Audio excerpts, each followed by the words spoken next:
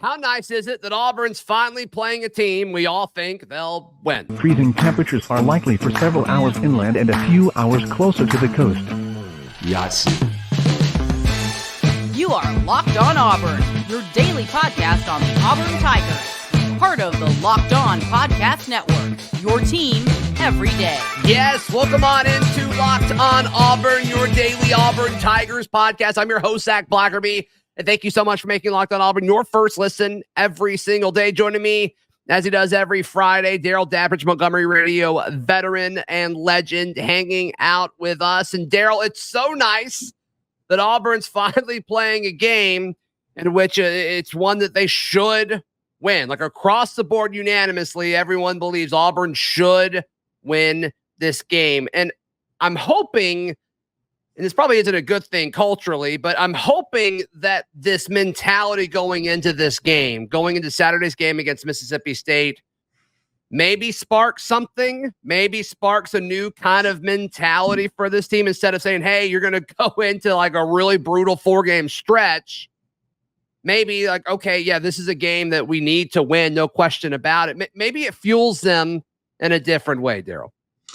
Funny that you use the word hoping. I think that's key because I think the first 3 games of the year, Auburn was favored and we fully expected them to win. The next 4, let's be honest, we hoped they would win.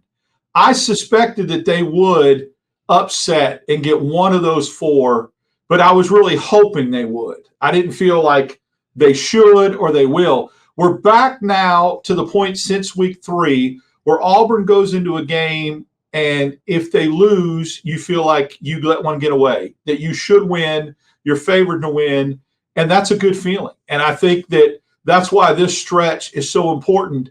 We go from hoping and wishing and thinking some strange things have to happen in order for Auburn to win to expecting Auburn to win. Now, that doesn't mean you take Mississippi State lightly or the Mississippi State, who has won more SEC games than Auburn has so far, comes in and could upset the apple cart. But I think from a matchup standpoint and what you have to do compared to who you played the last 4 games, you come into this game thinking you'll win. Yeah. And I know in turn, like I hope inside the locker room they expect to win every single game, but they know, right? Like they've got to know, okay, if you don't beat Mississippi State, there's some big picture conversations that all of a sudden we all need to start having. I think, but I don't believe that will happen. I don't believe Auburn will lose to Mississippi State on Saturday, but it's going to be nice. You and I were texting about, some of the topics we wanted to discuss. Something you brought up is it's going to be nice to see Auburn not have to keep up with these offensive juggernauts that they've seen over the past. Georgia had Bowers at the time that they played Auburn, and then obviously Ole Miss and LSU have very good offenses. And at the time, Texas A&M was dealing on offense as well. And you don't have that with Mississippi State. If anything, it's gone the other way because they're playing with backup quarterback. Their running back is questionable. He suffered a leg injury against Arkansas and is kind of being really quiet about if he's going to play or not on Saturday. This is a situation where Auburn's offense should feel less pressure than it normally does to put up points. Still, you want them to succeed. But once again, maybe that change in mentality sparks something, Darrell, and kind of feels like we're grasping at straws a little bit. But, hey, maybe a different angle could possibly help this offense. We'll see. Well, realistically, we knew going into those 4 games that Auburn had to get to a certain scoring threshold to have a chance to win. You had to match offensive input. If Auburn fell behind, you better score and match scores, because if not, the game's going to get away from you. And I feel like that's what happened against Georgia and Ole Miss. Auburn got up by a touchdown, but once Georgia took the lead, it just felt insurmountable, kind of like it did against Ole Miss when they went up 2 scores. You don't have that feeling going into some of these stretches from an offensive standpoint. I always felt like to beat an LSU or to beat an Ole Miss or to beat a Georgia, Auburn was going to have to get into the 30s. They never did.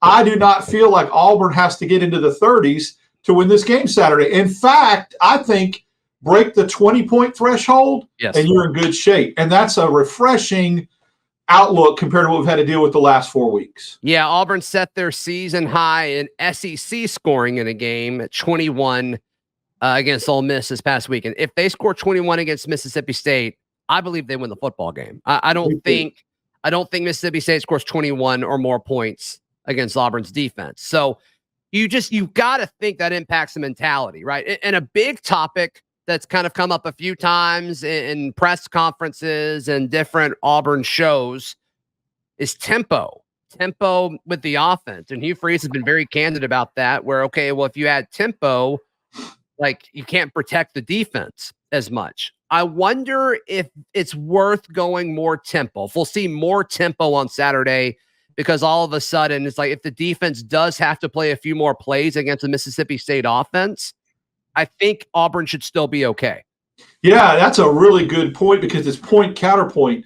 Do you even need to go tempo against the team that scores as little as Mississippi State does? If you can ugly up the game, do your thing, get to 17 or 20, you should be fine. But if you do go tempo and your defense is gassed, but it leads to more points, is Mississippi State's offense prolific enough to make you pay the price for your defense being gassed? It's a wonderful catch-22, but it's a good scenario to think about. Auburn could really benefit from either scenario. Yeah. And that's something we haven't had since Samford. Yeah, and if that does happen, obviously, how does it impact this quarterback rotation that seems like it's not going anywhere? Robby played 22 snaps against Ole Miss. Do you think he will play more than 20 snaps against Mississippi State? Yes, I do. And I think he plays into the upper 30s as far as snaps. And I think, to get back to your tempo question, I think when you ask the question, do you think Auburn, I think we could see some tempo later on in the ball game. You know how everybody screams in the NFL and other places, why did they wait so long to go no huddle? Look how good it's working. I think as the game wears on, Auburn could start the fourth quarter and start to go upbeat and go tempo and feel comfortable about the rest its defense has gotten. And because of that, I think if you want to go up tempo, that leads to more snaps for Robby Ashford. Yeah. Yeah. And if it's like, which quarterback do you trust more in a tempo situation? Do you trust Payton more or Robby more? Payton Thorne has more experience, but I don't remember him ever running tempo at Michigan State. I mean, I don't think that offense was high, tempo, fast. At least Robby Ashford seems to have the DNA in a true read option out of the mold of a Nick Marshall quarterback. I'm not saying he's Nick Marshall, but I'm saying if you wanted to take a quarterback and go heavy on the quarterback run game, I get it. Payton Thorne has surprised me with some of his runs and how proficient he's looked, when to pull it, when to run. But I still think the faster quarterback is better for going faster tempo. It just makes sense. You get to the line of scrimmage, he's more athletic, he can go higher, faster, boom, and you go. And so that's why I think that he would be better suited to run tempo. And, of course, we got to think about, too, what combination of running backs would be. See, to me, Battie looks like a running back that is a little bit better suited for going high tempo. It's a special skill set. Trey Mason had it. Other guys had it. Not a knock against Hunter, but he's still kind of finding his footing. Had a nice run, looked fast. But, Zach, up until last week, he looked tentative hitting the hole. I don't know if it's an injury thing or what. If you don't want any tentative cuts or reading blocks and all that when you're going up tempo, you want to hit the hole and go and get back to the line of scrimmage and go. And Battie seems to have been a little bit more suited for that. The wild card is, how healthy is Alston, who's rumored to be playing, and what could he do in an up-tempo offense? Yeah, I don't associate tempo with mobile quarterbacks.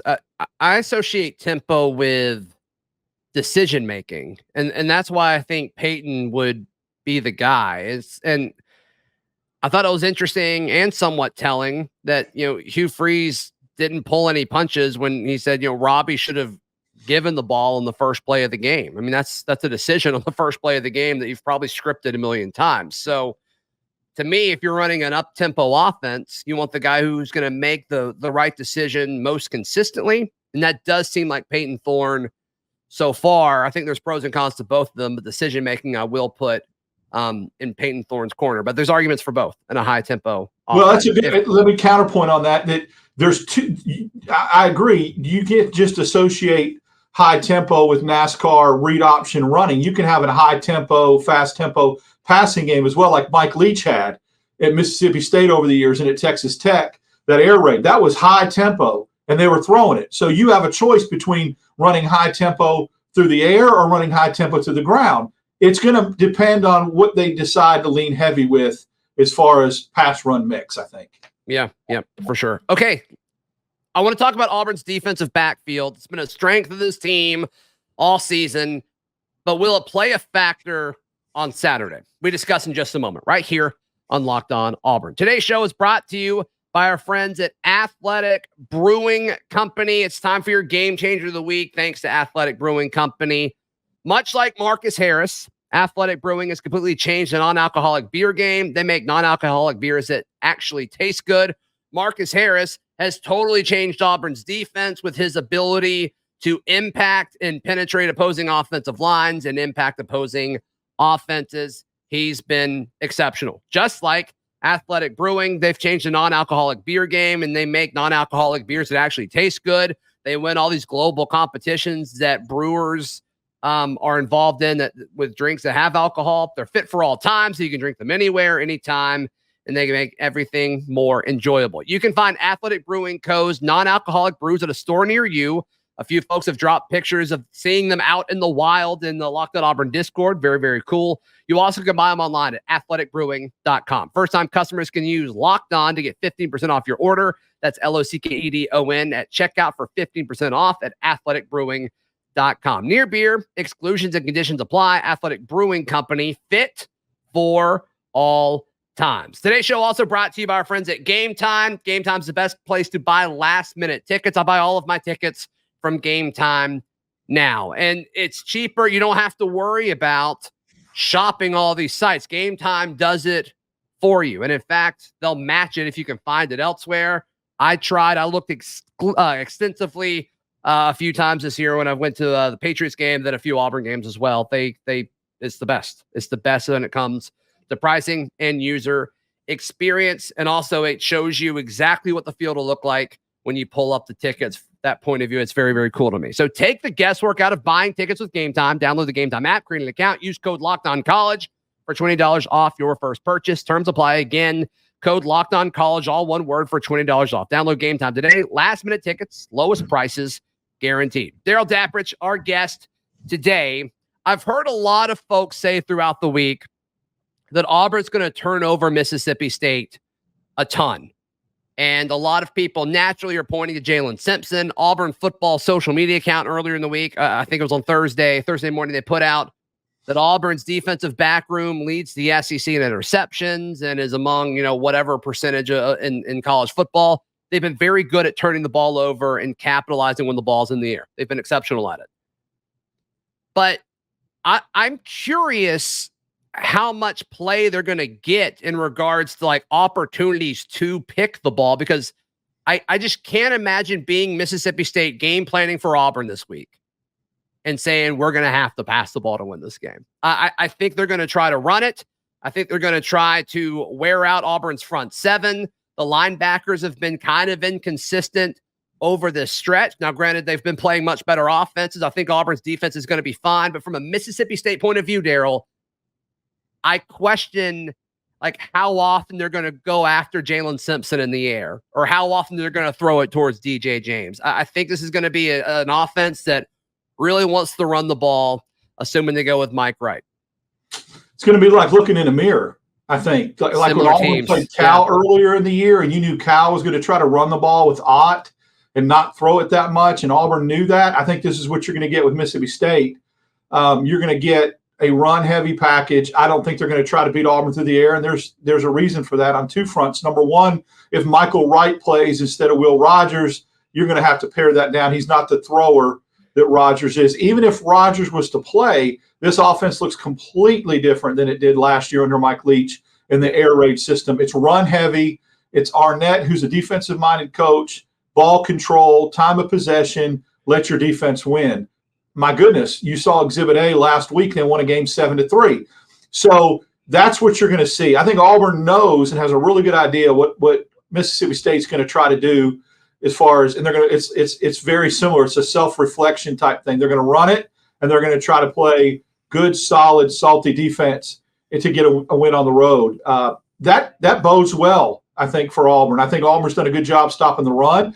I do hate the fact that it does take away what I consider to be Auburn's strongest position room and its biggest weapons in James, Simpson, Pritchett, Donovan Kaufman, who's been playing well, Keontae Scott, who's coming back and could be. Yeah. So the less they put it up in the air, the less impact those guys can make. And I think they've been so effective. Auburn's going to have to get some turnovers with strip tackles and putting helmets on footballs and that kind of thing, because I think Mississippi State is going to take the defensive backs right out of the game for Auburn. Yeah, I don't have this number in front of me, but I think Mississippi State threw it 17 times against Arkansas. I think that's right. That is so Auburn. That is so Auburn's passing attempts. I mean, it really is. Does Auburn generate a pick if they throw it 17 times against Auburn on Saturday? They could, because, I mean, even though you're throwing it 17 times, if you got an inexperienced quarterback that doesn't understand what Simpson and James and Kaufman and those guys are all about and tries to throw it ill-advised, yes, even if you put it up 17 times,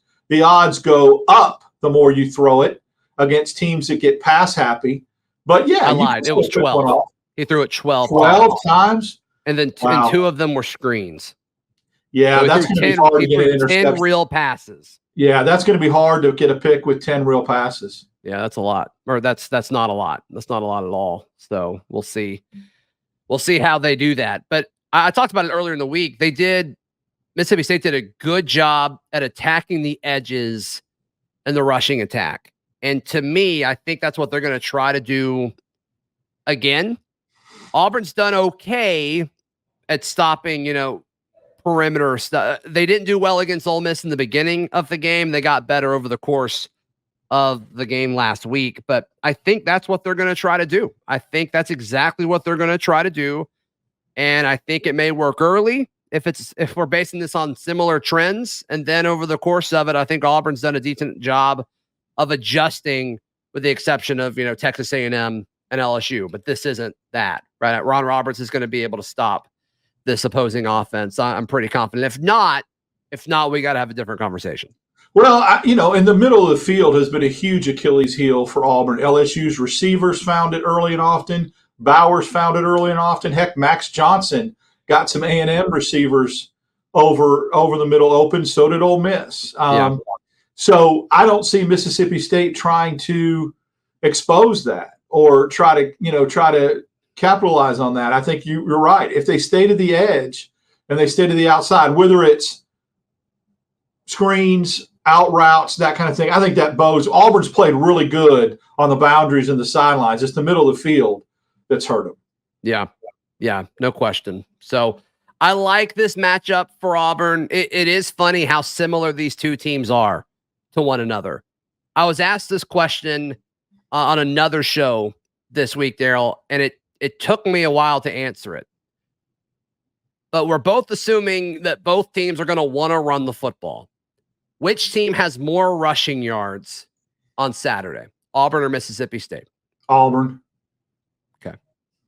I think Auburn's going to have to. I think I see a situation where Auburn can run it anywhere between 175 to 200 yards and just be efficient and throw it for 130, 140 and limit the turnovers, and Auburn will come out of there winning by at least one score. I mean, so I think they get to – now, if Mississippi State, which they've been known to do in the past, and Arnett's a defensive-minded coach, if they load up the box and they do whatever they can to stop the run, that may change, and which they probably will. But I think you got to count quarterback rushing yards, too, in that, and that's why I think Thorne and Ashford have both shown the ability to get 40, 50, 60 yards a game rushing.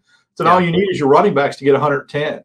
So and I think I would say Auburn now. In that interview, I said Mississippi State, but Auburn's running the ball better per game. In fact, it's not really close. Auburn's rushing it 186 yards per game on the ground. Mississippi State's 148 on the ground.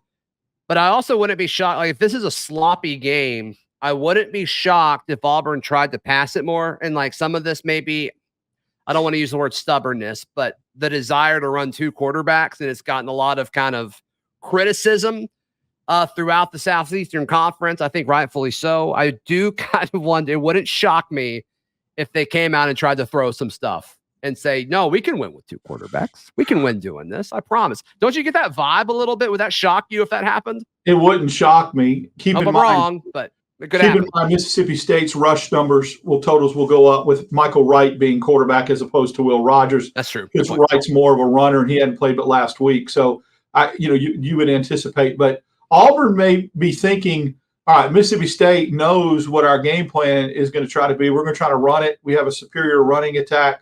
Let's surprise them, fool them, and throw it. If that happens, there needs to be some different things that happen from a receiver standpoint, getting open and some routes and that kind of thing. Because to this point, we haven't seen the ability to be able to do that. Could that flip Saturday, tomorrow? Absolutely, especially if Mississippi State sells out for the run and you've got open grass and open area behind the linebackers, behind the safeties, and maybe cheating up at the line of scrimmage. It's just the receivers and the tight ends. I just don't know if I have the confidence in them finding the open areas. They need to do that. Right. And run some screens, for the love of God. When Alston went down, it looks like we just stopped running screen passes. I'd love to see Jeremiah Cobb, Battie, anybody catch a couple screen passes, especially if Mississippi State's very, very aggressive in their fronts rushing upfield. Yeah, I mean, I've been saying it for weeks. More passes behind the line of scrimmage, get your playmakers the ball easily. Yeah, I'm all about that. I'm with you. All right, let's rank. Yesterday, we ranked the last 5 games of Auburn's schedule as far as importance. Darrell, you and I will now rank the last 5 games of Auburn's schedule in regards to winnability. Winnability, that's coming up right here on Locked On Auburn. Today's show is brought to you by our friends at Prize Picks. Prize Picks is daily fantasy made easy. I love daily fantasy when playing the NBA. The NBA season is now here, and look, they could do it for any sport. I mean, basketball, baseball, football, golf, they've got it going on. I think there's an esports section too, if you follow that closely. Prize Picks has you covered. Go to prizepicks.com/lockedoncollege. They're going to match your first deposit up to $100. So free $100 if you want it. And it's so fun. You can win up to 25 times your money. All you have to do is pick an athlete, and they will have a stat projection for that player. And you can either say, no, they're going to get higher, or they're going to get lower than what that projection is. And obviously, the more you put on your ticket, the more winnings you could potentially have. So go to prizepicks.com/lockedoncollege. Use code LOCKEDONCollege for a first deposit match up to $100. Prize Picks is daily fantasy sports made easy.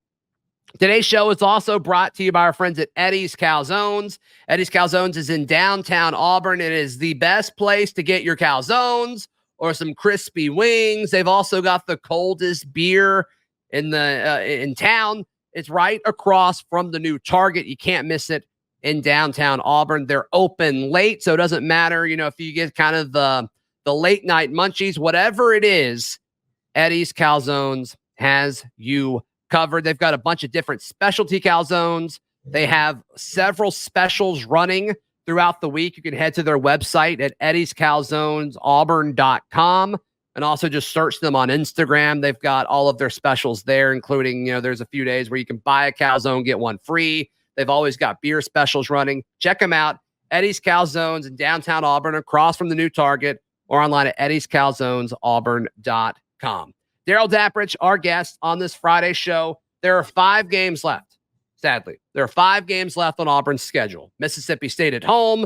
They go to Vandy. They go to Arkansas. Then they host New Mexico State, and they host Alabama in the Iron Bowl. Regarding winnability, I think we're all going to agree on the first one, New Mexico State.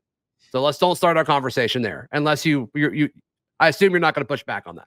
No, that's the team that I would rank number 1 in that. I think so. Okay, so the second one now, to me, it's either Mississippi State or Vanderbilt. But how much do you value, you got to go on the road to play Vanderbilt. You get Mississippi State at home. Because of that, I will say Mississippi State at 2, Vandy at 3. What are your thoughts? Vanderbilt at 2, Mississippi State at 3. I understand the whole home field thing, but I just think overall football team talent, roster talent, better team, Mississippi State's better. So I'll go Vanderbilt second, Mississippi State third. Okay. And then I think the other ones are straightforward. Arkansas is 4th, and then Alabama in the Iron Bowl is 5th, right? Absolutely. Yeah. So I'm curious in the YouTube comments or hit us up on Twitter or in the Locked On Auburn Discord.